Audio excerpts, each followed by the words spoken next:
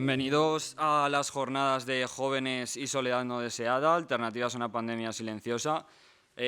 Buenas tardes a todos, muchas gracias por venir y estar aquí con nosotros. En primer lugar va a tener la intervención de nuestros compañeros de la Fundación 11 y de Ayuda en Acción, que han venido a presentarnos el estudio sobre juventud y soledad no deseada en España. Por una parte tenemos a Fidel Biendicho, que es jefe de la Unidad de Servicios Sociales de la Delegación Territorial de 11 de la Comunidad Valenciana, y por otra parte tenemos a Elena Cristinini, delegada de Ayuda en Acción en la Comunidad Valenciana. Vienen a presentarnos, como he dicho, el estudio sobre juventud y soledad no deseada, así que adelante, compañeros, cuando queráis podéis empezar.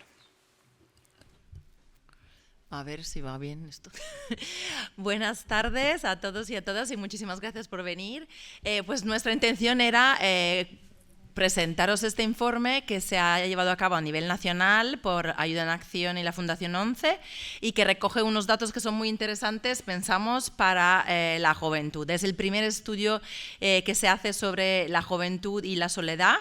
Entonces espero daros unas pinceladitas muy rápidas porque luego sí que es importante que hable el profesor Masferrer y es un poco la idea de hoy. Daros las pinceladas y luego que tengáis más interés y que lo podáis descargar desde la página web y que podáis estudiároslo y leeroslo. Es un estudio que se hizo el año pasado sobre 1.800 jóvenes de toda España y ha arrojado luz en algunas cosas que antes no estaban tan claras, ¿no? Como os decía, es el primer estudio sobre esta temática que se hace en España y se ha hecho entre jóvenes entre 16 y 29 años, ¿vale? Y se han analizado diferentes factores y la soledad relacionadas con estos factores. La prevalencia de la soledad juvenil se da en 1 cada 4 jóvenes en España, o sea, el 25%. Y es más frecuente en las mujeres, es más frecuente entre los 22 y los 27 años. Aquí veo muchas personas de esa franja de edad, así que esto es muy interesante. Y 2 de cada 3 jóvenes, es decir, el 69%, se han sentido solo cuando se ha hecho el informe, pero también se recoge que se habían sentido solos anteriormente. Es decir, el 69% de los jóvenes se han sentido solos en algún momento. La importancia de la relación entre soledad y relaciones sociales es a nivel de cantidad y a nivel de calidad. El porcentaje de jóvenes con insatisfacción sobre sus relaciones es mayor entre los que se sienten solos, es decir, tienen menos amigos y también la soledad y las calidades de las relaciones son más bajas, digamos, se consideran de menos calidad. Las habilidades sociales son muy importantes y la conexión entre la soledad, las actitudes y las competencias es muy interesante porque cuando una persona se siente sola, se considera que lo más complicado es pedir ayuda. Entonces, solo 1 de cada 3 que siente soledad se siente algo cómoda en pedir ayuda, que es la parte, digamos, que suele ser más complicada. Y este es muy importante, la soledad y su relación con el mundo digital. Ahora vivimos en una sociedad en la que el medio digital es muy importante. Entonces, la juventud considera que tener demasiadas relaciones online influye considerablemente en la soledad no deseada. Esto igual lo sabíamos ya, igual no lo percibíamos, pero con estos datos del estudio sí que se confirma. El porcentaje de jóvenes que se relaciona de manera presencial es mayoritario entre los que no sienten soledad, evidentemente, como relación directa. O sea, a más relaciones presenciales, menos soledad. Parece de cajón, pero evidentemente hay que decirlo. La soledad relacionada con la educación, el empleo y la pobreza. Bueno, aquí también yo creo que nada nuevo, pero sí que las personas que tienen educación universitaria experimentan niveles más bajos de soledad, y las personas con peores resultados de repetir curso, de tener alguna repetición de años escolares, son superiores en cuanto a porcentaje de soledad. El abandono escolar también tiene que ver, el rendimiento académico bajo también es muy relevante, y por supuesto el desempleo. Las personas desempleadas suelen tener unos índices de soledad más altos. Y por supuesto tiene que ver también con las dificultades económicas. Las personas que viven en un contexto de dificultades económicas pues se sienten más solas. Luego, también este es muy importante porque se ha visto que hay relación entre la soledad y las ciudades donde vivimos. Las ciudades entre 100.000 y 500.000 habitantes es donde se sitúa la mayoría de las personas que se sienten solas. Las más pequeñas o las más grandes, un poquito menos. Interesante esto. La emancipación juvenil no guarda una relación de peso con la soledad, porque parece que es muy similar la emancipada a la que no se ha emancipado aún. Y luego, bueno, esto es un poco la relación de la soledad con el estado de salud. Evidentemente, las personas que se sienten solas sufren un estado de salud autopercibido mucho peor. Claro, se siente peor no solo en términos de soledad, sino a nivel de salud en general. Tienen más problemas de ansiedad, de depresión. Tienen, evidentemente, niveles de autoestima menores. Y mayor prevalencia de pensamientos y prácticas autolesivas y pensamientos suicidas. Está bastante clara la relación, ¿no? Y luego esta diapositiva es muy importante, que ahora la retomará el compañero Fidel, porque sí que hay relación entre la soledad y los diferentes tipos de discriminación. Entonces, la discapacidad, la orientación sexual y el origen extranjero suponen prevalencias mucho más elevadas de soledad no deseada.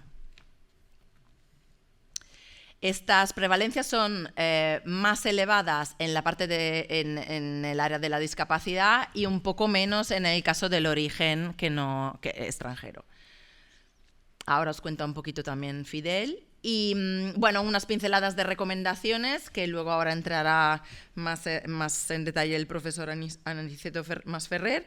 Y ¿qué hay que hacer? Pues favorecer la educación emocional, la inclusividad, las relaciones presenciales, estas cosas que, bueno, todos sabemos, pero que a veces es importante que las recordemos y que tomemos conciencia de cómo se relacionan con la soledad y con las evidencias que nos ha arrojado este informe. Pues sin más, yo le daría la palabra a Fidel de la ONCE y luego retoma. ¿Retomas tú? No, Carlos, o pasa directamente. ¿Esto va? Sí. Buenas tardes, bona vesprà. Gracias por estar aquí y gracias a mis compañeros y compañera que me acompañan en la mesa. Y mi intervención va a ser breve y simplemente destacar varias cosas. Uno, de dónde sale este informe, ¿no? O por qué hemos querido desde la Fundación ONCE realizarlo. El Grupo Social ONCE en general y a través de sus dos áreas, que son Fundación ONCE y ONCE, nos interesamos especialmente en las personas, ¿vale? Sobre todo las personas con discapacidad, que es nuestra principal labor, y en estos colectivos, que tienden a ser colectivos de edades más avanzadas, se detecta una soledad no deseada bastante acentuada. Desde la ONCE concretamente, en las personas mayores, sí que estamos llevando a cabo ciertos programas para combatir esta soledad no deseada, Entre ellos son viajes en los cuales identificamos los perfiles susceptibles de recibir estos servicios y que pueden estar más afectados, y a través del inserso o de viajes propios internos conseguimos que estas personas tengan compañía o puedan compartir experiencias con otras personas.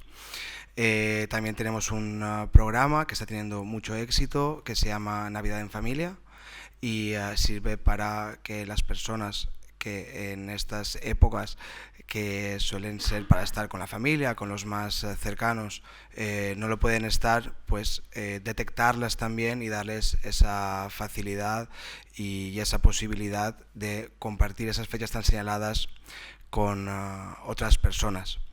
Pues como veis, nos interesamos muchísimo por todas las personas en concreto, y en este caso este estudio va dirigido a la juventud. Como ha dicho la compañera Elena, un 25% de la juventud tiene ese sentimiento de soledad no deseada. Yo quería llevarlo un poco al terreno de la discapacidad, que es lo que llevamos por bandera, ¿no? Y sí, además de todas las casuísticas diferentes que ha planteado Elena, a estas le sumamos una discapacidad, una falta de algún sentido o alguna parte de nuestro cuerpo, es evidente que esta soledad no deseada se acentúa muchísimo. Si además de todos los casos que ha comentado Elena le añadimos una sordera, por ejemplo, una falta o impedimento grave de comunicación con el entorno que nos rodea y complicaciones para interactuar con el entorno, esta soledad se acentúa. Si además, como es mi caso, por ejemplo, que soy una persona con una discapacidad visual muy grave, el acceso a las nuevas tecnologías, a las redes sociales, que nos lo impide, ¿no? Porque las plataformas no son accesibles, pues esta soledad también se acentúa. Y lo mismo pues en las personas que pueden sufrir algún tipo de discapacidad de movilidad a la hora de desplazarse, barreras arquitectónicas o salir con los amigos, ¿no? Todo esto, y ahora supongo que gracias a Aniceto nos comentará algunas pautas, ¿no? O recomendaciones a seguir para que esto ocurra lo menos posible. Carlos. Bueno, ya hemos pensado, por si a alguien se le ocurría alguna pregunta, ¿no? Al final hacer las preguntas por bloques. Entonces, si queréis hacerles alguna pregunta sobre el estudio, adelante. Y si no, continuamos. Ahí.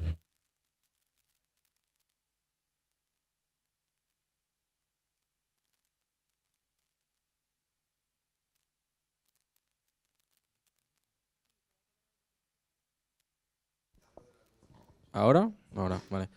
Que antes habías hablado de que era soledad voluntaria. O sea, no sé si lo queríais explicar. No sé, creo que lo ha dicho Nena. Sí, ¿no? No sé, era por si era algo en específico. Yo diría que no lo he dicho, pero No. igual me he equivocado y lo he dicho. Igual me he equivocado yo. No, pues soledad voluntaria yo creo que no entraba en el informe, o sea, que no. Si lo he dicho me he equivocado, pero...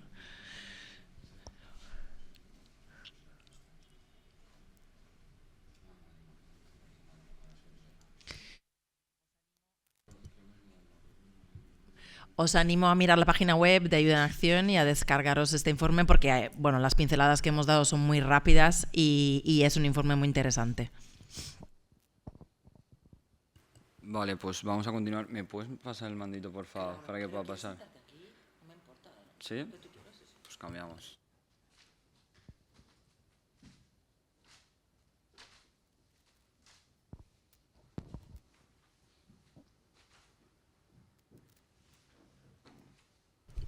Bueno, voy a ir poniendo la presentación. Tenéis que estar muy atentos, ¿vale? Porque yo soy estudiante de Derecho, estoy acostumbrado a hablar muy rápido. Me voy a controlar, pero puede ser que en 5 minutos haya acabado y no os hayáis enterado de nada. Así que yo aviso y el que avisa ya dicen que no es traidor.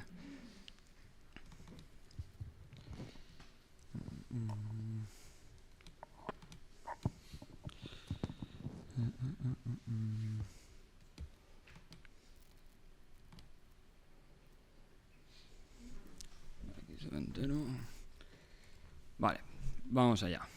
Voy a poner el cronómetro y todo porque no me quiero exceder. Esto, catedráticos como el profesor Aniceto seguro que lo entienden.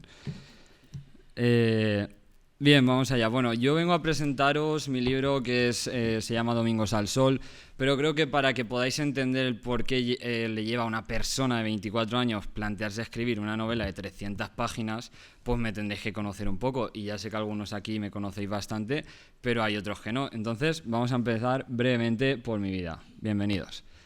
Bueno, vale, esto sí que pasa. Este soy yo, ¿vale? Me crié en un pueblo que se llama Alboraya, bien pegadita a Valencia.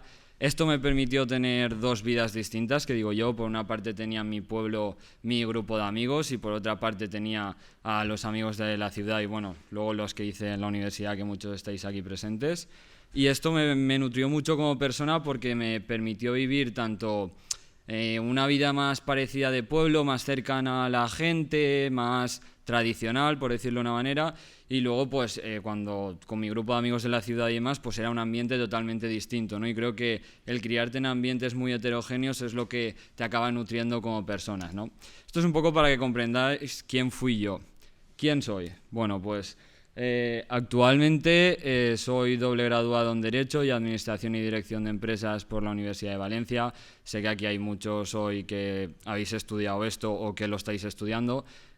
Para los que estéis todavía en primeros cursos, pues preparaos para lo que se viene por delante, porque es muy difícil la carrera, para que no os vamos a engañar.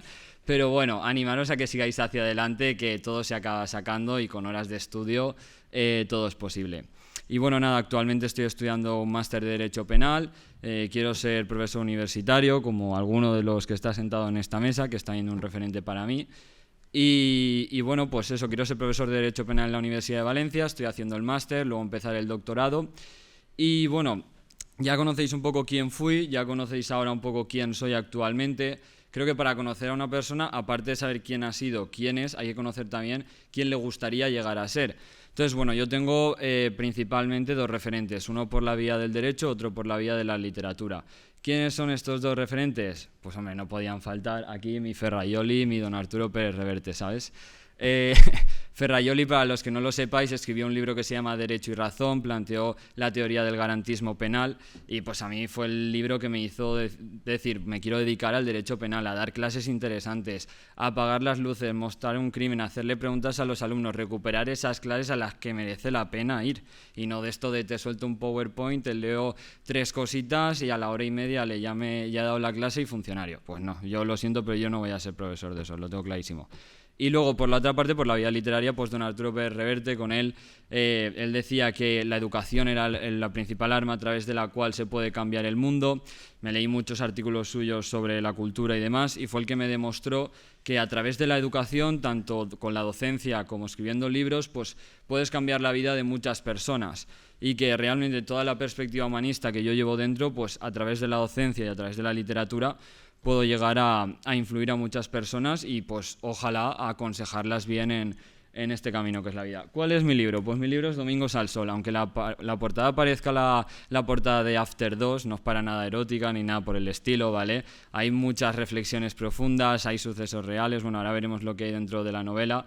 ¿Qué pasa? Pues que la portada al final salió así por el devenir de la vida.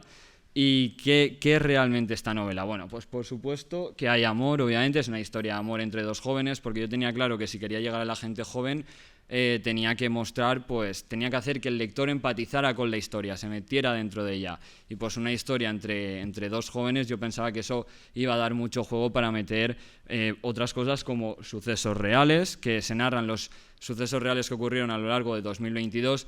Hablamos de la guerra entre Rusia y Ucrania, hablamos de la muerte de la reina de Inglaterra, hablamos de las elecciones francesas, incluso temas más superficiales como las bofetadas de Will Smith. Hay que reírse también un poco en la novela, por supuesto.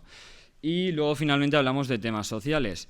Y de todos estos temas sociales he seleccionado uno, que obviamente es el que vengo a compartir hoy, que es la soledad no deseada, que es el por qué estoy yo aquí, ¿vale?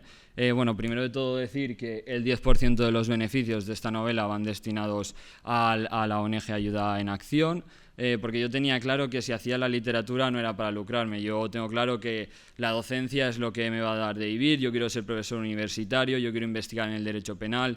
Me estoy especializando en todo el tema de inteligencia artificial, quiero conseguir una regulación que no abuse de los derechos de los ciudadanos, pero que ofrezca unas garantías mínimas para que se respeten nuestros derechos fundamentales. Perdón, ya me estoy pasando al derecho, me pasa siempre. Entonces, retomando el punto de la literatura, voy a leeros varias reflexiones respecto a la soledad no deseada que se tratan en mi libro, ¿vale? Simplemente para que veáis un poco cuáles son las reflexiones que trato aquí, ¿vale? Esta primera reflexión dice así: en ese momento me di cuenta de por qué éramos tantas las personas que nos sentíamos solas en este mundo. Cada vez tenemos más gente cercana que nos oye pero no nos escucha. Oír es percibir un sonido. Escuchar es prestarle atención a ese sonido. A lo largo de la historia, la atención de una persona siempre había sido algo más fácil de conseguir. En cambio, hoy en día se ha convertido en un verdadero bien escaso y, por desgracia, en la actualidad, nuestra atención se la dedicamos a streamers, youtubers e influencers, en lugar de dedicársela a familiares y amigos, aquellas personas que nos quieren y que necesitan sentirse escuchadas. No sé quién es el responsable de que los humanos estemos en este planeta, pero qué decepcionado debe sentirse al ver que nos importa más la vida de un desconocido que la de nuestra propia madre. ¿Queremos acabar con la soledad? Comencemos a prestar atención a aquellos que nos rodean, dejemos de oírlos y comencemos a escucharlos. Y luego la segunda reflexión que os quiero leer, que está ya más breve, tranquilos, no voy a hacer que os durmáis. Esto también es algo que me he prometido como profesor, que si veo caras dormidas, yo cojo y pongo un vídeo del Chocas o algo para cambiar un poco el estilo. La segunda reflexión, que me voy. Si te preguntas si merece la pena invertir en psicólogos para que los más jóvenes sepan cómo afrontar la vida, te haré la siguiente pregunta. Si tuvieras que construir para tu familia una casa en la que vivir toda la vida en una zona de huracanes, ¿la construirías con paja o te harías con el mejor hormigón del mercado? Gloria dice que sí porque ya ha salido la novela, claro. El resto que no la habéis leído pues no podéis afirmar.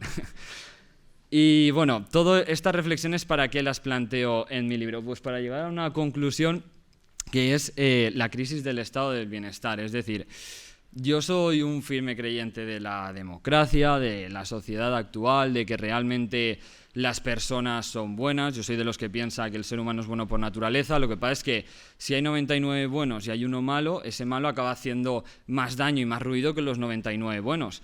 Pero es que yo estoy de acuerdo con lo que plantean muchos psicólogos actuales de que existe un pesimismo vital en la sociedad.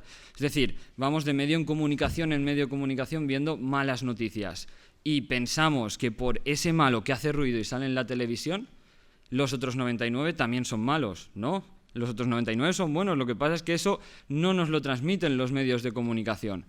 Entonces, bueno, simplemente quería hacer una pequeña reflexión de cuál es la situación de los jóvenes en la actualidad. Yo sé que además hoy aquí pues hay muchos miembros de mi asociación, muchos, bueno, la mayoría, porque ya estoy hecho mayorcete, son más jóvenes que yo, o sea que van a tener los mismos o más problemas que yo, a los que nos vamos a tener que enfrentar. Sabemos que tenemos problemas con el alquiler, con la vivienda, que ahora mismo dices, yo por ejemplo lo reconozco, yo soy una persona que he recibido una educación por parte de mis padres, me gustaría repetir lo que mis padres han hecho conmigo. A mí me gustaría casarme, me gustaría formar una familia, me gustaría comprarme una casa, y hoy en día parece que dices eso y te dicen, ala, baja los pies al suelo, no sé qué. ¿Los pies al suelo? ¿Me estás diciendo que casarte y tener una casa es un privilegio? Si debería ser algo básico. Una sociedad como España, un país occidental, que no somos la primera potencia mundial, está claro, no somos Estados Unidos, aquí nos gusta más la playita y tal, pero bueno, es que aún así estamos dentro de Europa. Es que no podemos permitir que en nuestro país el tener una casa y el casarte con la persona que amas sean cosas de privilegio, de clase alta. Entonces yo creo que tendremos que hacer una reflexión para decir, bueno, si esta es la situación de los jóvenes, algo tendremos que hacer para solucionarlo, ¿no? Y hablábamos de la soledad no deseada, por supuesto, y este creo que es un tema que también acaba afectando mucho porque tenemos un sistema educativo en el que en ningún momento se nos explica, se nos enseña a gestionar nuestras emociones. Entonces tú sientes ira, sientes rabia, sientes enfado, sientes tristeza, sientes alegría, pero tú no sabes cómo gestionarlas porque nadie te ha enseñado. Y para ser padre y madre no hace falta título. Entonces, claro, no sabemos lo que los padres le han enseñado a sus hijos. Y si no les enseñan a gestionar sus emociones, pues así vamos como país, ¿no? Entonces, si queremos construir un mundo de adultos felices, primero necesitaremos un mundo de niños alegres. Y nada más, simplemente acabar este alegato, siempre digo alegato porque me viene a la mente enseguida el derecho, mandando un mensaje positivo a todos. Creo que en España somos personas muy hechas para adelante, que siempre que las cosas se ponen feas, ahora lo hemos visto con la Dana, los jóvenes que tanto nos llaman la generación de cristal, hemos sido los primeros voluntarios en irnos allí a mancharnos hasta las cejas de barro.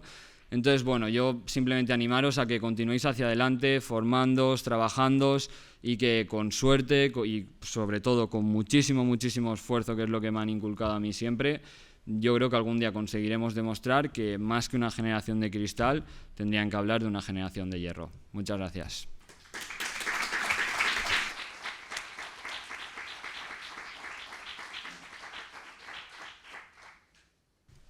Bueno, ¿hay alguna pregunta? Si no, pasamos ya a la charla del profesor, que... Pasamos ya a la charla, no mejor.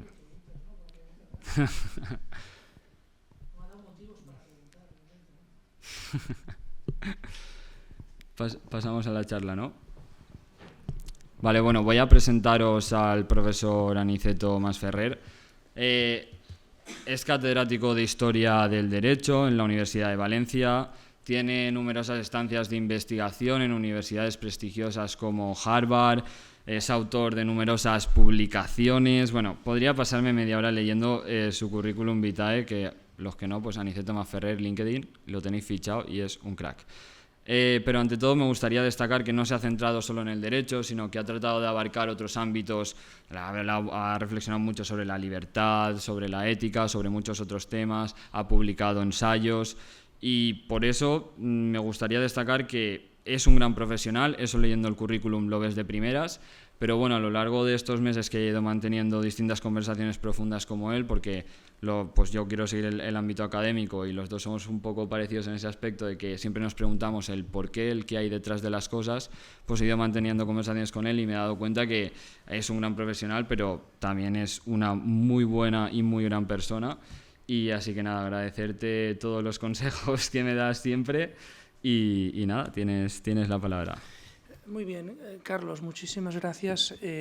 La verdad es que estoy un poco apabullado porque todos los que han hablado han dicho que bueno, esto lo va a contar el profesor Masferrer, esto lo va a contar el profesor Masferrer y yo cada vez me he hecho más pequeño, ¿no? Cada vez más pequeño, pues gracias, ¿no? por invitarme, por estar aquí. Yo la verdad es que no me gusta que los actos sean muy largos, esta es la verdad. Y cuando vi el acto, pues con las 3 intervenciones, 4 realmente, porque la primera se ha dividido en 2 breves intervenciones, pues yo solicité, pedí o dije que pues, la charla no tenía que ser más larga de 20 minutos como mucho, ¿no? Porque creo que a media es una buena hora. Luego si alguien quiere hacer alguna pregunta, bien, pero que no sea excesiva, ¿no? Entonces yo voy a limitarme como mucho 20 minutos. Y si tardo 15, pues tampoco pasa nada. Es decir, que, además tengo una excusa para hablar poco rato, y es que mirando las charlas que he dado en esta casa, me he dado cuenta que hace exactamente un año, hoy es 18, pues el día 14 de noviembre del año pasado, di una charla precisamente sobre la soledad. Si ponéis en internet, ponéis Soledad Masferrer o Aniceto Masferrer, os aparecerá la charla. Y con lo cual, a mí eso me genera el problema de que no me gusta repetirme, no me gusta demasiado repetirme, no voy a repetir la misma charla, en todas cosas porque aquella charla dura 35 minutos y esa solo puede durar 15-20 minutos. Entonces, lo que voy a hacer es sencillamente ceñirme a lo que se espera que haga, ¿no? Y es que plantee un poquito las pautas, antes han dicho aquí, las claves, el camino a recorrer para superar esas situaciones de sentimiento de soledad que uno puede sentir en la vida. Y eso es lo que voy a procurar hacer, realmente. No podía ir a las causas, podía ir a otros aspectos, podía hablar de la soledad pues que es negativa y de la soledad positiva, que a veces huimos, pero no lo voy a hacer porque no nos da tiempo. Y vamos a ceñirnos a explicar un poquito lo que creo que conviene saber sobre ¿Cómo gestionar la soledad? La soledad tiene que ver con la inseguridad, con los miedos y con la ansiedad. Es decir, en el fondo, lo que hay detrás de la soledad es el miedo. Y el miedo hay que decir que es en plural, los miedos. En nuestra vida tenemos miedos. Y realmente el miedo más profundo, que es la raíz, casi podríamos decir, de todos los miedos, es el miedo a la soledad. Es decir, detrás del miedo a quedar mal, el miedo a fallar o a equivocarse, a fracasar, el miedo a defraudar a alguien, el miedo a ser juzgado, el miedo a ser rechazado. Detrás de esos miedos está el miedo a la soledad, a quedar solo. Sí, eso es algo que está clarísimo que el ser humano no está hecho para esto. Ya lo decía Aristóteles, el ser humano es un ser social por naturaleza. Sí, necesitamos de los demás. Y si no tenemos de los demás, si no hay un tú que me reconoce, estoy como en suspenso, en el aire. Me falta algo muy importante y por mucho que tenga la vida, digamos, materialmente hablando, perfectamente resuelta, me falta todo. Lo tengo todo y no tengo nada, porque me falta eso. Entonces, por eso se ha comentado aquí con los estudios que se ha hecho, se ha visto que hay una relación entre la soledad y la debilidad, la fragilidad, la discapacidad, en el caso de la ceguera y de otros. Es decir, porque esto nos genera la sensación de que no soy aceptado por los demás. No puedo hacer lo mismo que los demás y no soy aceptado por los demás. Con lo cual eso me genera una situación de ansiedad y de sensación de soledad. Bien, y eso es así. Es así y la actualidad lo ha incrementado, lo ha acrecentado. Los estudios también dicen, y no hace falta los estudios, aunque están muy bien hechos, pero yo me lo encuentro todos los días en la facultad y en la universidad, mucha gente que me ha dicho, mira, yo es que me he dado de baja a Instagram porque no me ayudaba, ¿no? Sí, cuanto más tiempo dedico a Instagram o a redes sociales, más sensación de frustración, de insatisfacción y de soledad experimento. Y lo he entendido perfectamente. Lo he entendido. Así que eso es algo que sucede, ¿no? Y que le pasa a bastante gente. Es decir, que el ser humano, por tanto, no está hecho para la soledad y al mismo tiempo está probado que, y este era el título de la charla hace un año, que uno puede sentirse en completa soledad en una sociedad y en una situación de completa hiperconexión. La soledad en una sociedad interconectada. Estamos interconectados y al mismo tiempo tenemos una sensación de soledad. Y es verdad, uno se puede sentir paradójicamente muy solo estando muy interconectado. Uno puede tener muchísimos contactos virtuales y, sin embargo, uno se siente solo. Bueno, y esto es lo que me gustaría afrontar en esos aproximadamente 15 minutos que me quedan, ¿no? Es decir, ¿cómo afrontar esa situación? ¿Cómo afrontar la soledad? Bueno, el tema fundamental sería, y yo creo que Elena lo ha dicho, dice, eso es una cosa que lo sabemos todos, con lo cual me mete más presión, porque yo voy a decir una cosa que lo sabemos todos, con lo cual resulta más complicado no aportar algo a la gente cuando resulta que esto ya lo sabe todo el mundo, ¿no? Pues el tema está en la calidad de las relaciones humanas.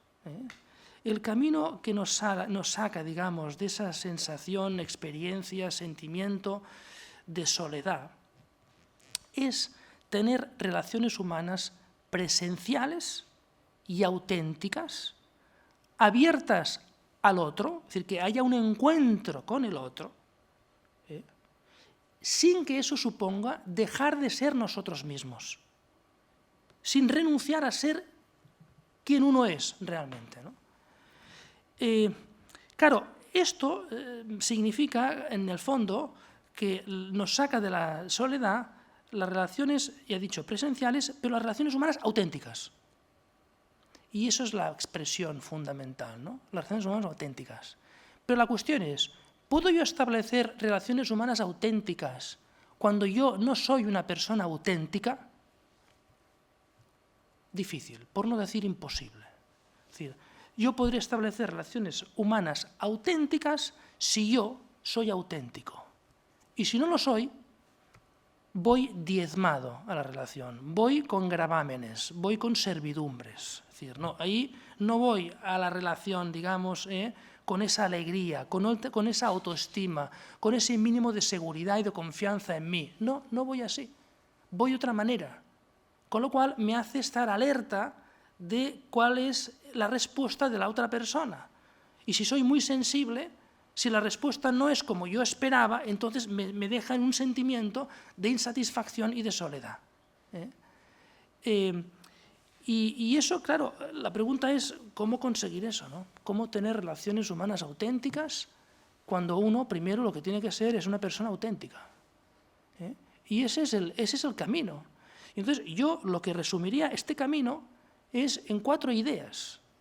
4 ideas fundamentales para que uno sea auténtico y luego pueda establecer relaciones humanas auténticas que le permitan ver que su vida está llena, que hay rostros que me aceptan como soy y por tanto no estoy solo, que puedo estar solo un tiempo y no aborrezco el pasar tiempo solo, pero que el pasar tiempo solo no significa que me sienta solo. Yo no estoy solo, aunque pueda pasar tiempo solo.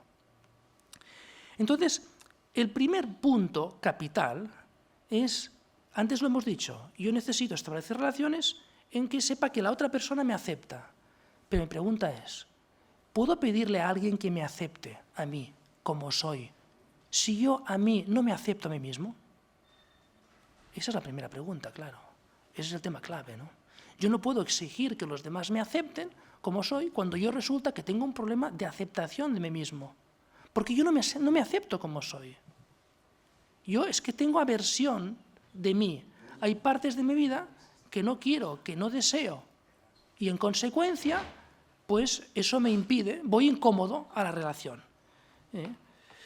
Claro, eso tiene que ver con el conócete a ti mismo, tiene que ver con conocerse, por tanto, a uno mismo, y tiene que ver con aceptarme como soy, con mis luces y con mis sombras. Y no solo aceptarme como soy, sino aceptarme y quererme. Hace falta una autoestima. Y ahí, en eso somos malos, ¿no? Cuando nos describimos a nosotros mismos, nos aparecen las cosas negativas. Vemos el medio vaso de nuestra vida, de nuestro modo de ser, de nuestro carácter, de nuestra personalidad, vemos la parte negativa. Y no hay que focalizarse en la parte negativa. Todos tenemos partes no tan positivas, pero hay que fijarse en todo. Y hay que aceptarlo todo. Porque si no lo aceptamos todo, vamos mal en las relaciones. Porque entonces no soy capaz de mostrarme como soy. Y eso es algo que veremos después, para que nuestras relaciones sean auténticas. Si yo no me muestro como soy, porque no me acepto a mí, no puedo establecer una relación auténtica porque yo de entrada ya no soy auténtico. Bien, eso es un punto capital que no me puedo alargar más, pero que es clave. Claro, ¿esto qué significa? Esto significa cuidarse de uno mismo. Qué importante es cuidarse de uno mismo. A veces estamos todo el día de movimiento para arriba, para abajo, haciendo cosas, cumpliendo plazos, cosas que hay que terminar. Y, oye, yo te pregunto, ¿pero tú te dedicas tiempo a ti mismo? ¿Tienes tiempos de soledad, de silencio, en que puedas pensar, en que puedas reflexionar sobre qué quieres hacer en la vida y qué sentido tiene aquello que estás haciendo? ¿Y qué te gustaría llegar a ser? ¿Puedes contemplar un paisaje tranquilamente sin recurrir a un smartphone o a un... ¿Lo puedes hacer? ¿Puedes dialogar tranquilamente? Eso es tiempo para uno y eso hay que cuidarlo. Porque eso lo que hace es cultivar nuestra intimidad, nuestra interioridad. Porque lo más importante que tenemos está en nuestro interior. Ahí es donde tenemos la joya, ahí es donde tenemos el tesoro. Y nos pasamos la vida corriendo sin descubrir lo mejor que tenemos dentro de nosotros. Y esto nos cuesta muchísimo, nos cuesta mucho parar. Nos cuesta mucho pensar, nos cuesta mucho leer un libro tranquilamente, sin música, sin nada. nos cuesta tremendamente. Y esto lo que nos hace es superficiales, nos hace frágiles, nos impide tener consistencia personal, interior. Porque luego esto es lo que vamos a dar a los demás. Y yo si no tengo intimidad, ¿qué es lo que voy a compartir? Esto lo veremos después, ¿no? Luego en la vida yo creo que a Carlos con su exposición nos lo ha dejado clarísimo, ¿no? Es decir, que mucha gente le daría vergüenza, ¿no? O pudor, ¿no? Hacer esa declaración, yo vengo aquí de pequeño, yo quiero hacer eso, quiero hacer lo otro. En la vida, para que nuestra vida tenga sentido, hace falta que tengamos un propósito, ¿no? Que tengamos un proyecto, que tengamos una misión. Una vida que no tiene eso, pues es una vida mermada, podríamos decir, una mera vida, como dice Byung-Chul Han, ¿no? Nos comportamos con un meramente vivir, pero oye, ¿no deberíamos de buscar una mayor plenitud en la manera de vivir? Yo a veces digo que vamos por la vida tratando de no perder, ¿no? No vamos a la vida a ganar, sino no perder. No, oye, pero hay que tener un propósito, hay que tener un proyecto en la vida. Y esto es importante porque nos hace auténticos. Un tipo que tiene un proyecto, una persona que tiene un proyecto, es auténtica. La que no lo tiene, y va mirando, y va aquí, va para allá, va mariposeando, va picoteando aquí, más allá, pues bueno, te da una sensación, digamos, de cierta insatisfacción, de cierta frustración, ¿no? Una persona que empieza muchas cosas, no termina ninguna, que no hay una biografía, no hay un antes y un después, sino que depende de las circunstancias siempre. Bueno, pues por tanto, eso sería, es decir, la aceptación de uno mismo, el compromiso, un proyecto personal. ¿Qué es lo que quiero hacer yo en la vida? Luego, claro, hace falta una coherencia con uno mismo, ¿no? Si yo me conozco, quiero hacer algo, quiero ser un tipo de persona concreta, pero luego mi vida diaria da la espalda o vive al margen de eso que quiero ser, entonces lo que falla realmente es que no soy fiel a mí misma. Yo me conozco, quiero hacer una cosa, pero luego suena el despertador por la mañana y a lo largo de las horas del día hago una cosa completamente distinta. Eso lógicamente genera una cierta frustración, una cierta insatisfacción, porque veo que mi vida tiene poco peso. Es decir, realmente es que no tengo la sensación de hacer lo que realmente quiero hacer. No lo hago. No sé quién dirige mi vida, pero yo desde luego veo que no la dirijo, porque no soy yo quien lleva el timón. No hago lo que realmente quiero. Incluso acabo haciendo lo que no querría hacer. Claro, eso es que, en fin, nos falta coherencia, nos falta fidelidad a nosotros mismos. Y eso no significa que seamos supermanes. No somos superhombres, no supermujeres, no. Tenemos al mismo tiempo fragilidad, tenemos limitación, tenemos errores, tenemos miserias, tenemos limitaciones. Pero esto no es un inconveniente, esto es un acicate, eso es un estímulo para mejorar. Los fracasos son un estímulo, una oportunidad de mejora, una oportunidad de rectificar y darnos cuenta que ahí no estaba bien planteado la cuestión, que hay que hacerlo de otra manera. Y para eso hay que superar, por tanto, pese a tener, digamos, esas limitaciones y miserias y dificultades, pues hay esperanza en nuestra vida, ¿no? Hay esperanza. Y hay esperanza porque no pretendemos tener una completa seguridad. Hay que huir del peligro de anhelar ese excesivo afán de seguridad, de tenerlo todo perfectamente controlado. No, la vida es riesgo. La vida a veces hay que arriesgar y no se puede controlar todo. Y ahí viene bien, ¿no? Tener en la vida a veces alguna persona, algún confidente, ¿no? Alguien con quien hablar, alguien con quien conversar, cuando uno está desfondado, cuando una persona está, digamos, algo desanimada o está ofuscada, tener a alguien con quien hablar. Entonces, esto es una vida auténtica, que no es una vida perfecta, porque hemos dicho que contamos con las sombras, contamos con los defectos, contamos con las limitaciones, con nuestra fragilidad, pero nos aceptamos como somos. Bueno, pues llegados a este punto, pues hay que establecer relaciones. A veces pensamos, y esto también tiene que ver con la vida en pareja y con las relaciones matrimoniales o cuando uno se va a casar o quiere vivir en pareja, pensar que esa persona es mi media naranja. eso que utilizó Platón, ¿verdad? Mi media naranja. Es como si yo no estuviera completo y esa persona me va a completar. Eso es tremendamente peligroso y defectuoso, ¿no? Porque entonces estoy esperando que la otra persona me complete, porque yo estoy muy mal, ¿no? A ver si tú me arreglas porque yo estoy mal, necesito que tú me resuelvas mi problema, ¿no? No, es que cuando dos personas se unen, y eso se puede hablar de la vida en pareja, de la vida conyugal o incluso de las relaciones de amistad, pues no, yo voy entero, no voy medio y tú eres el otro medio, sino que yo voy enteramente, yo soy uno entero. Y eso es importante porque en el fondo las relaciones humanas auténticas son relaciones de compartir. Y no compartes, no das la media, das todo. Y esto es lo que me gustaría explicar ahora brevemente. Ya hemos dicho que se trata, para salir de la soledad, de que haya relaciones auténticas, que no pueden ser auténticas si uno no es auténtico. Y hemos dicho cuáles son las 4 características de una vida auténtica, ¿verdad? Que es la aceptación, el conocimiento, aceptación de uno mismo, el compromiso con un proyecto, la coherencia de vivir de conforme a este proyecto y la aceptación de las propias limitaciones. No somos supermanes, tenemos errores, pero hay esperanza, no pasa nada, tiramos para adelante. Bien, cuando vivimos así, en las relaciones no tenemos especiales dificultades en que quizá la otra persona pueda no estar a la altura o pueda no corresponder del modo que nosotros querríamos. Porque entendemos que cada uno es como es y cada uno hace lo que buenamente pueda.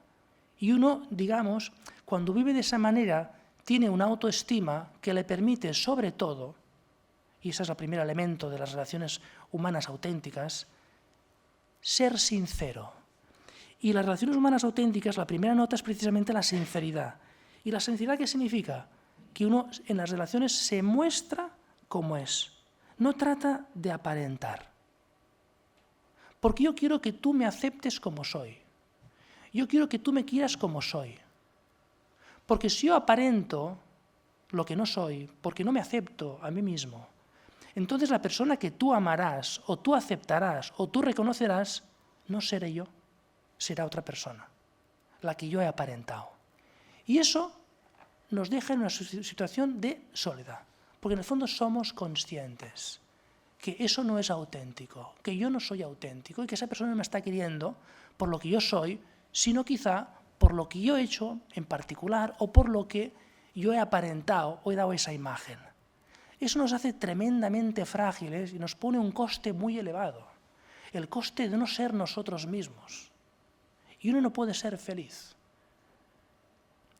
Y uno no puede no sentirse en soledad si uno renuncia a ser uno mismo. Y ser uno mismo y ser auténtico significa, en primer lugar, mostrarse como uno es. Pero para mostrarse como uno es, uno tiene que vivir auténticamente, con dificultades, con debilidades, con errores, pero auténticamente, como soy. Yo soy así. A veces eso supone que, bueno, alguna persona no puede no aceptarte, quizás no seas una persona de muchas masas, pero las relaciones que tengas serán auténticas y te darás cuenta que esas personas te quieren realmente por lo que eres, que es lo que queremos todos, que nos quieran por lo que somos y a veces no tanto por lo que hacemos, sino por lo que somos. Yo soy así. Otra nota importante de las relaciones humanas auténticas es la confianza. La confianza es algo realmente importante. La confianza es la base del amor. Es imposible amar si no se confía. Lo que más nos perjudica, lo que más perjudica al amor es la desconfianza, no la debilidad. A veces tenemos errores, debilidades, pero lo que más fastidia o dinamita o mina una relación de afecto entre dos personas es la falta de confianza. Y la confianza es importante porque en las relaciones humanas tenemos que vencer el miedo a abrirse. Abrirse. Es decir, a mostrarnos tiene que ver, lógicamente, con la sinceridad, ¿no? De hecho, la muestra de sinceridad presupone que hay confianza en la otra persona. Si no, no nos abrimos, ¿no? No nos mostramos como somos, ¿no?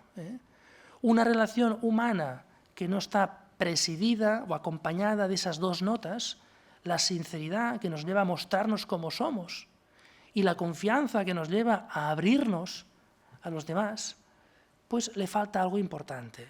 Y luego, la tercera nota que yo pongo aquí, que quería desarrollar brevemente, y con esto ya voy terminando, es la importancia de que las relaciones humanas sean, podríamos decir, he estado dándole vueltas al concepto, ¿no?, a la palabra que había que poner ahí, ¿no? Relaciones humanas yo ponía abiertas o de despliegue, si uno prefiere, ¿no? Es decir, relaciones humanas que uno realmente no está pendiente de buscar lo que el otro le da, sino que son relaciones humanas de despliegue en el sentido de darse al otro, de procurar el bien al otro, podríamos decir, ¿no? De procurar el bien al otro. Claro, y uno puede dar el bien al otro porque tiene bien. Uno tiene bien. Y porque tiene bien no tiene que aparentar. Evidentemente uno no es Dios. No todo es bien en uno. Hay cosas buenas y no cosas no tan buenas. Pero uno tiene bien, cosas buenas que dar. Y uno puede darse a la otra persona y procurar el bien de esa persona. Y por tanto, esas relaciones son profundas. Cuando están abiertas, ¿no? De despliegue. Hay relaciones que son de repliegue, ¿no? Yo me repliego sobre mí, yo busco el interés en ti, mi interés, y tú buscas tu interés en mí. Entonces, a veces son relaciones que puede parecer que hay mucho amor ahí y a veces puede no haber amor. Lo que hay es que cada uno se está buscando a sí misma. Y no, la auténtica relación es la que uno sale de sí mismo y encuentra a la otra persona y procura su bien, ¿no? Y por tanto, entramos en otro aspecto fundamental que tiene que ver con esa nota característica de apertura o de despliegue, que es la idea de compartir. Compartir. Es decir, las relaciones humanas auténticas son de compartir. Y lógicamente hay cosas distintas de compartir. Y lo más grande que uno puede compartir es su intimidad. Y lógicamente la intimidad se comparte con algunas personas más, con algunas personas menos, pero uno puede compartir si tiene intimidad. Si uno no tiene intimidad no puede compartir. Con lo que nos tendríamos que ir a la primera parte de la charla, ¿verdad? De ser una persona auténtica, de aceptarse uno mismo, de tener interioridad, de cultivar la propia interioridad, de tener intimidad, que es ahí donde tenemos el tesoro. Entonces uno tiene cosas. ¿Uno qué tiene? Pues uno tiene ilusiones, uno tiene ideales, uno tiene proyectos, uno tiene iniciativas.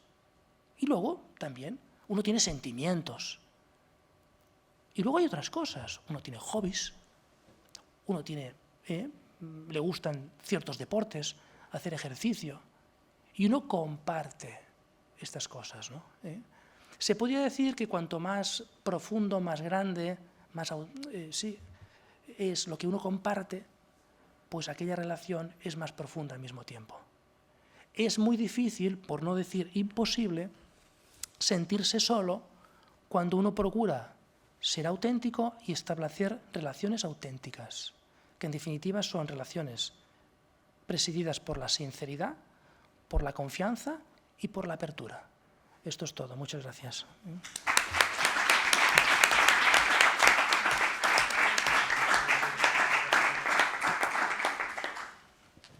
Bueno, ¿alguna pregunta para el profesor Aniceto Masferrer? Adelante de Miguel, o sea, Rafa de Miguel.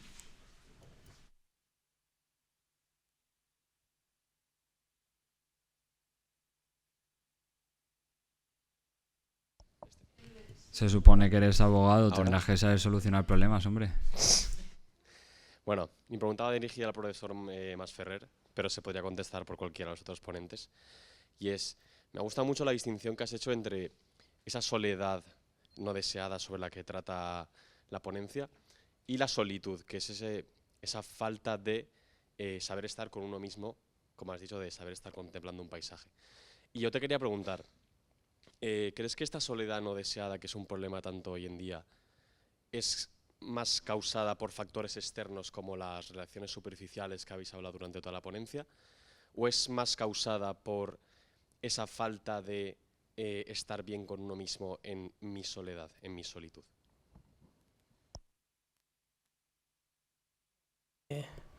Yo no sabría cómo contestarte esa pregunta. Lo que sí te diría es que, y es una cuestión que no he tratado en la charla y tiene que ver con lo que tú preguntas, es la importancia de tener momentos de soledad.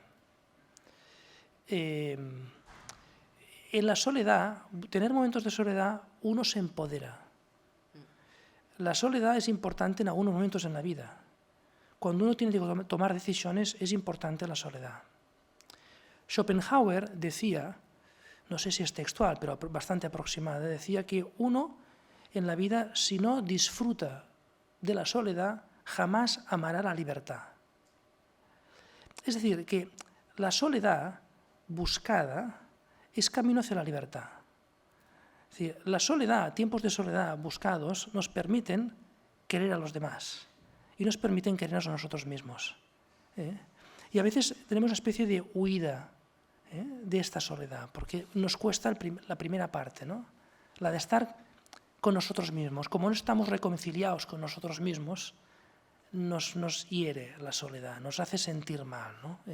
Si hay un plan y yo no estoy en el plan, pues significa me siento como si fuera rechazado, como si no tal, ¿no? Y me afecta mucho lo que me digan los demás, etcétera, ¿no?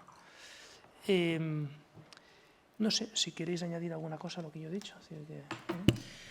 No, a ver, el informe en sí es una foto de las causas y de lo que es un poco la soledad y la juventud. O sea, desde el punto de vista del informe no entramos en ver cosas más allá de la foto en sí. Entonces yo me quedo con lo que ha dicho el profesor y nada más. Sí. Pasolini, autor italiano, decía que es necesario ser muy fuerte para afrontar la soledad, para vivir la soledad, ¿no? Porque el ser humano, por una parte, está hecho para compartir y tal, pero por otra parte, es único, es irrepetible, es singular. Y eso es muy importante, y eso a veces nos cuesta reconocerlo, ¿no? Es decir, nos cuesta tomar decisiones que nos hagan más singulares, ¿no? Nos gusta pasar un poquito de... ponernos un poco de perfil, pasar de puntillas, no llamar mucho la atención, pero en el fondo el problema sabemos cuál es. Es porque si resulta que me equivoco, la gente me va a criticar, me va a rechazar y me va a hacer sentir solo. Y a veces uno prefiere formar parte de una guarida de ladrones que estar solo. Y a veces un aspecto importante de la soledad, oye, pues si resulta que hay un ambiente o un grupo de gente que no me conviene, no me hacen bien, pues es mejor estar solo que mal acompañado. Quizás tengo que cambiar de ambiente. O si resulta que una relación me está resultando tóxica, pero tengo una idea efectiva y de vez en cuando me hace sentir bien, pero a un coste o a un precio muy elevado, pues lo que tienes que hacer es dejar esa relación y afrontar la soledad, porque afrontando la soledad te permitirá ser tú misma y hacerte respetar también en las relaciones con los demás. ¿Alguna pregunta más?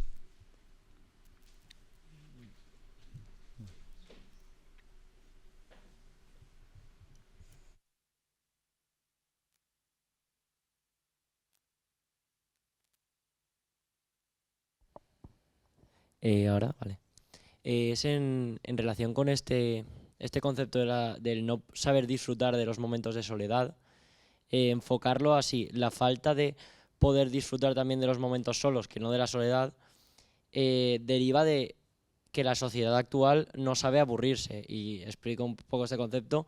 Si ahora paramos un segundo en blanco, cogemos el móvil, cogemos el ordenador, vemos un vídeo y nunca tenemos tiempo realmente para reflexionar y debatir con nosotros mismos o conocernos. Y si ese sentimiento de soledad se acrecenta y, por tanto, también visto en el informe, las sociedades nuevas se sienten mucho más solas, deriva de la nula capacidad del ser humano actual de aburrirse, de realmente saber estar uno mismo y no necesitar estímulos constantemente para sentirse realizado.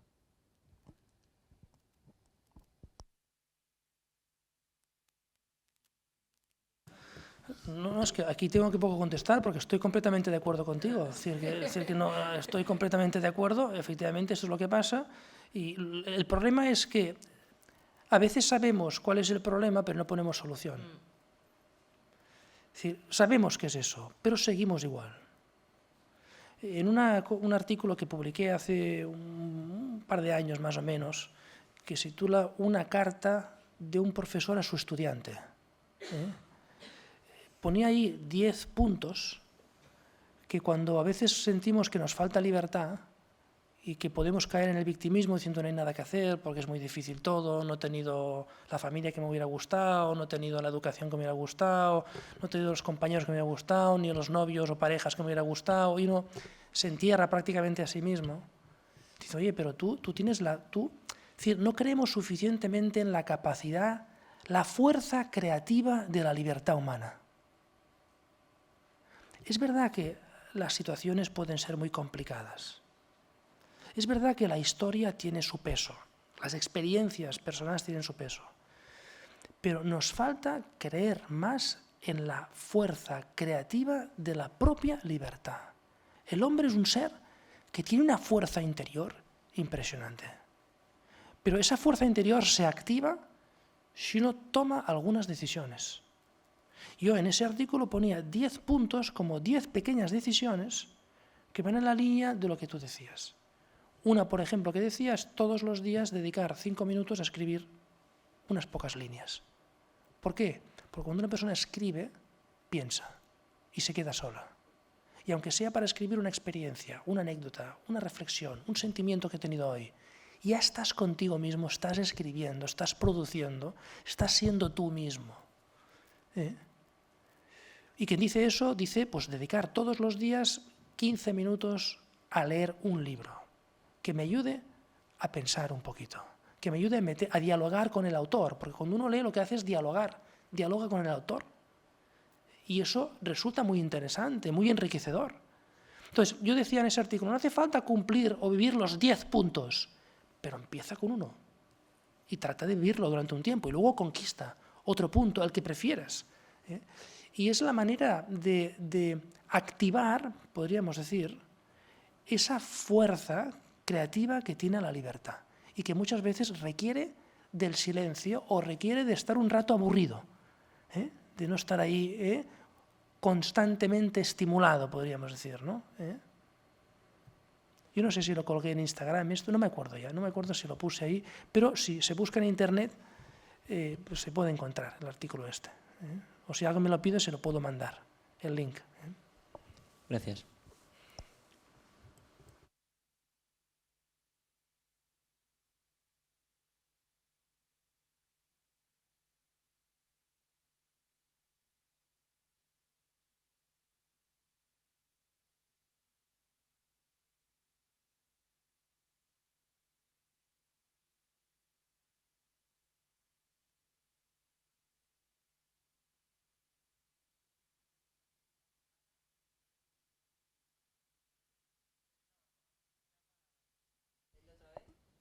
¿Ahora? ¿Se oye? Sí. Bueno, a Niceto ya lo conozco de otras ocasiones, a ustedes no les conozco, pero yo me siento muy joven aquí al lado de tanta gente, ¿no? Me siento con una juventud acumulada extrema.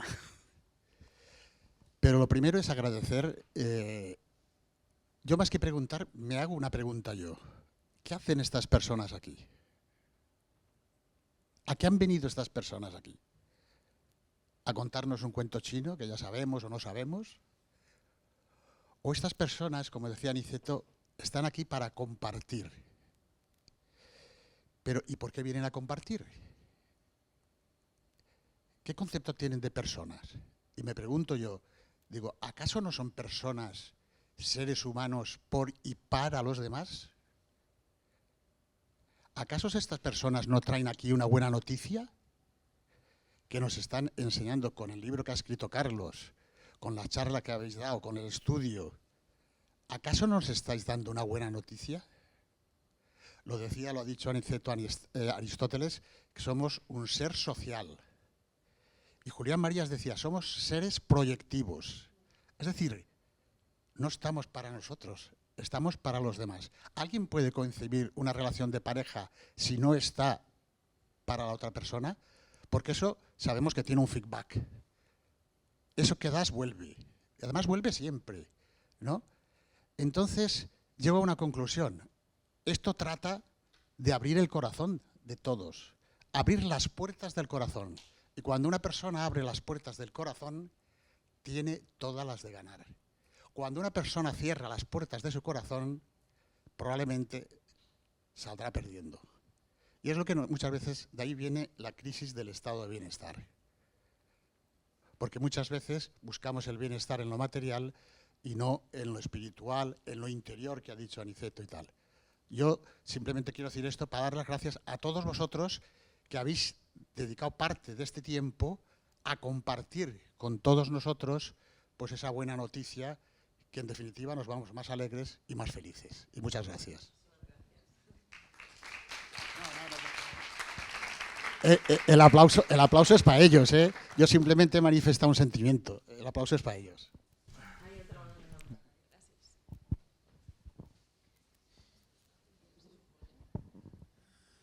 Buenas noches y felicitaros y gracias por la charla a los cuatro, cada uno en su puesto. ¿Qué creéis que está pasando con la soledad? La soledad de antes, sabéis que era constructiva. Había que estar solo para empoderarte, tú lo sabes. Y salieron los grandes genios. Y era constructiva y ahora la soledad es destructiva. Es el estrés, que vamos muy deprisa. ¿Qué creéis que ha cambiado? ¿Cómo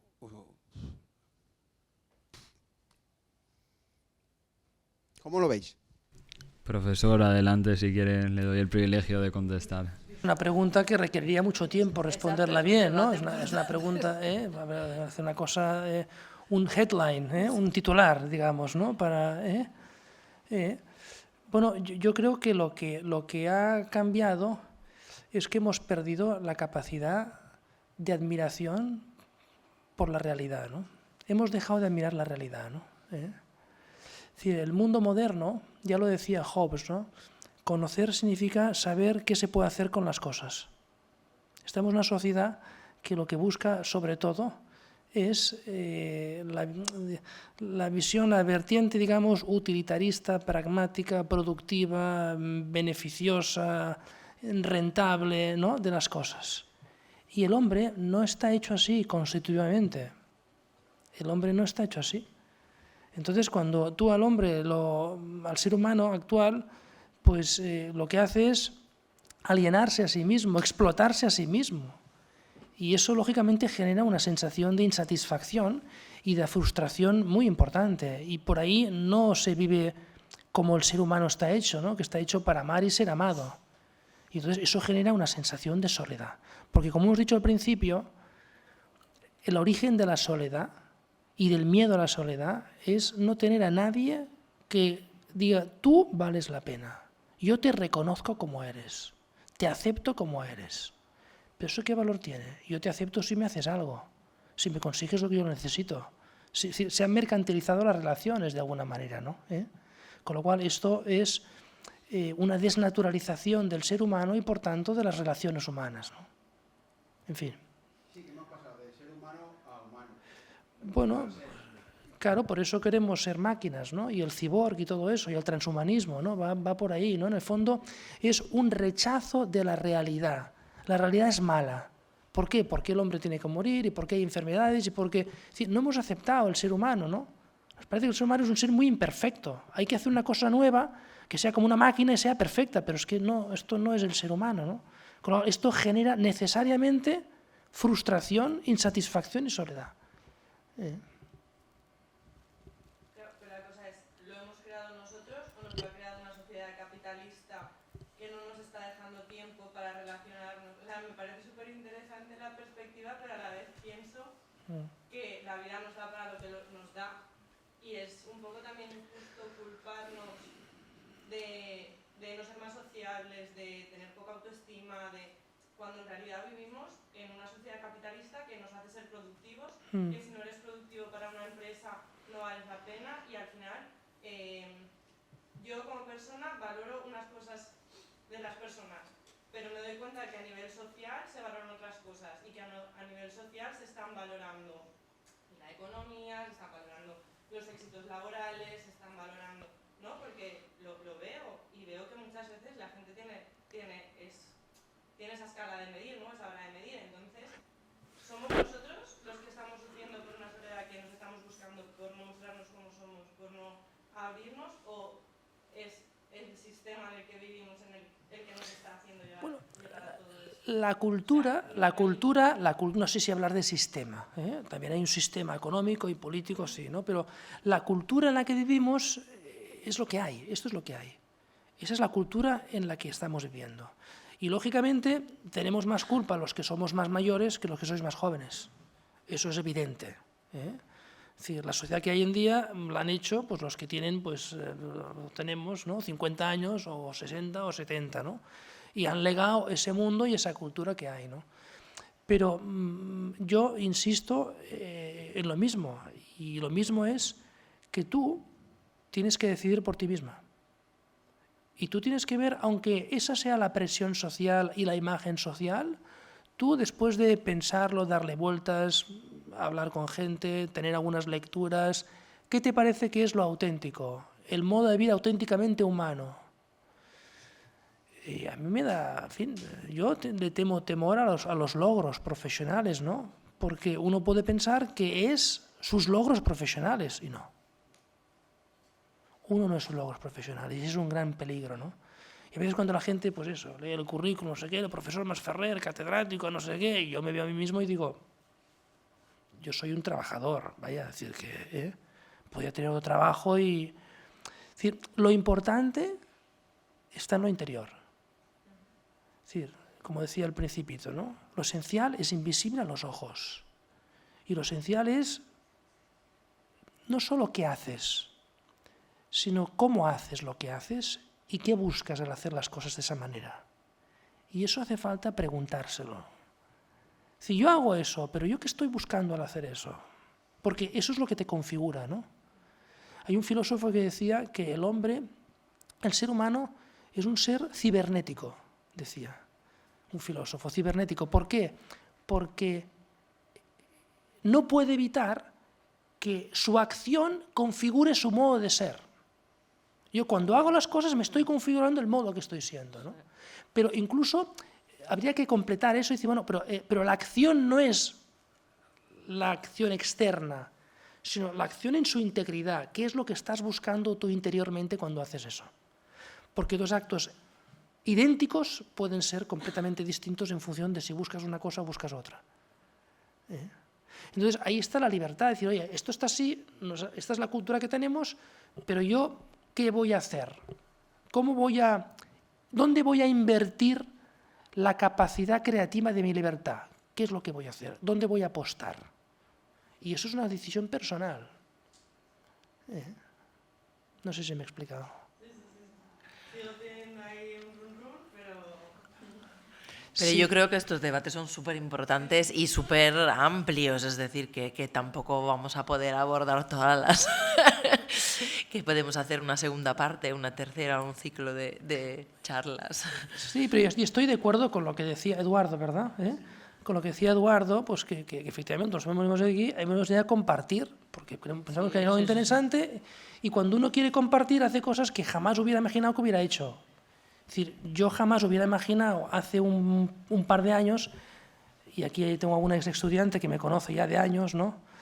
África, pues que yo abriría una cuenta de Instagram, como que yo una cuenta de Instagram, pues si yo soy, en fin, si yo soy un dinosaurio prácticamente, ¿no? Es decir, que soy una persona... Pero bueno, con estudiantes, algunos me dijeron, oye, tendrías que abrir una cuenta de Instagram, porque es que dices cosas que ayudan a la gente, y yo pasé...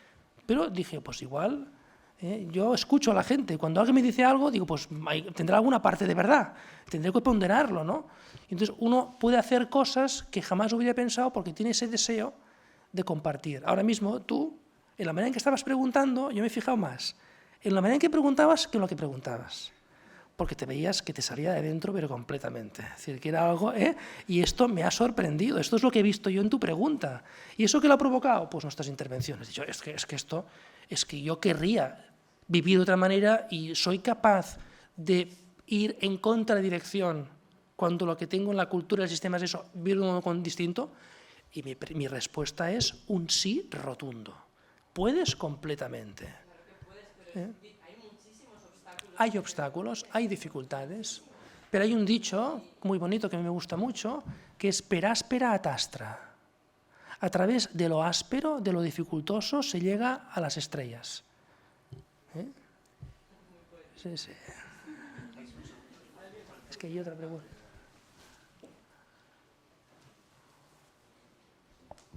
Vale, no sé si se me escucha bien, pero bueno, intentaré hablar más alto. Yo quería simplemente decir una cita respecto a lo que has dicho de la presión social y luego lo que usted ha añadido sobre la libertad. El existencialismo francés y concretamente Jean-Paul Sartre y Simone de Beauvoir, dos figuras bastante destacadas de este movimiento, nos dejaron dos citas muy distintas sobre la libertad.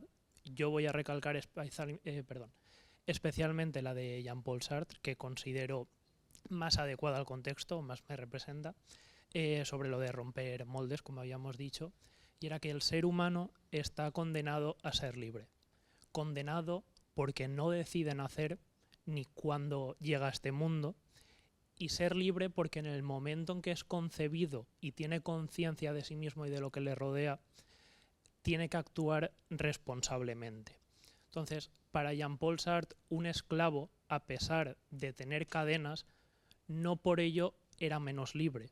Tenía la opción de romper las cadenas, de forzarse ante ellas y no doblegarse, que era una acción que tenía que decidir él mismo a pesar de las dificultades.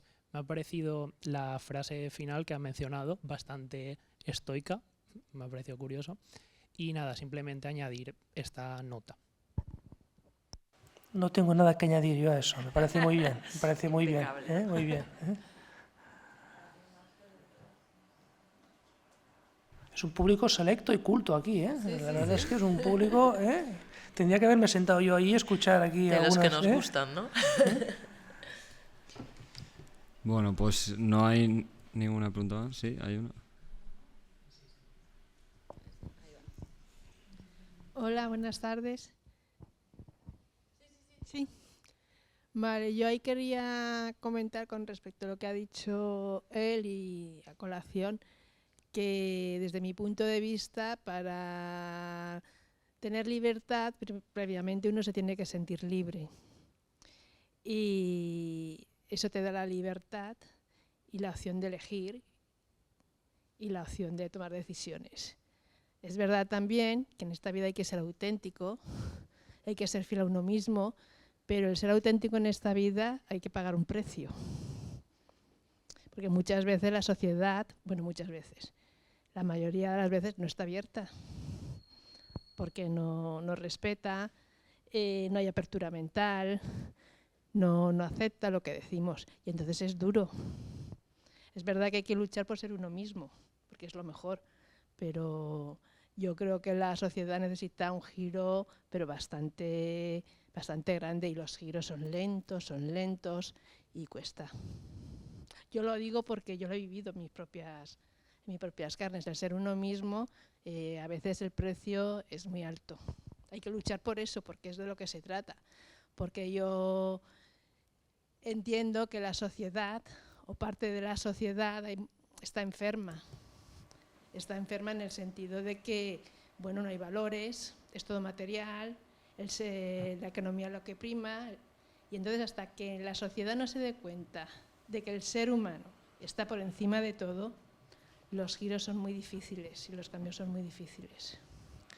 Bueno, tienes razón, Pasa que no hay que esperar a que alguien de arriba tome una decisión y cambie eso. No, lo que hay que hacer es irlo cambiando desde abajo. Yo creo más en el bottom-up que en el up-to-bottom, de abajo arriba que de arriba abajo, ¿no? Es decir, entonces, reuniones como estas, novelas como la que ha escrito Carlos, actos y coloquios como este, pues yo creo que ayudan un poquito a reflexionar y que uno tome decisiones y que uno se active y que se asocie y que tenga iniciativas y que comparta proyectos, ideales, sabiendo que se puede ayudar a mucha gente. Es decir, que, sí, y eso es así. O sea, la primera acción y eso es parte de uno mismo en todo. Sí, sí.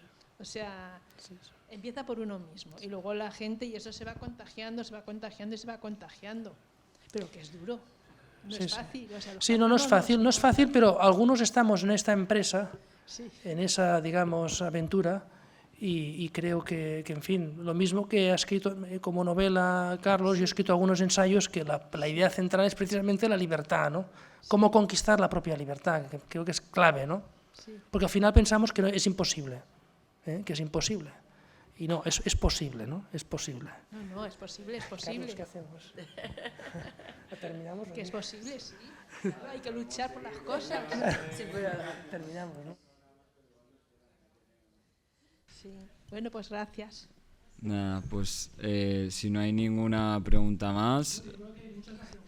Sí, pero si no ya, yo creo que haremos una segunda parte mejor, ¿no? Porque si no, nos cerrarán sino el Ateneo a nosotros y no puede ser. Nada, pues agradeceros a todos que hayáis venido esta tarde a pasar un rato con nosotros. Una vez más, gracias a Ayuda en Acción, a Fundación 11 y al profesor Aniceto Tomás Ferrer por todo. Y sobre todo a vosotros por haber venido. Muchas gracias y hasta la próxima.